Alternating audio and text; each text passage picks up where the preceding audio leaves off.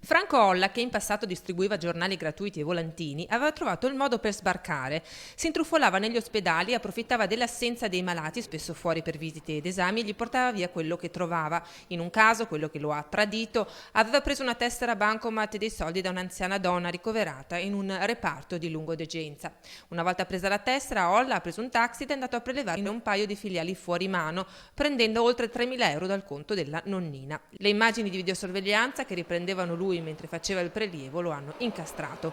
Una volta riconosciuto il ladro è stato possibile ricostruire la mappa dei furti simili a quello della nonnina in tutto il Veneto. Gli sono stati attribuiti diversi colpi, 2 a Vicenza, 2 a Venezia, altri ad Abano e a Sant'Antonio.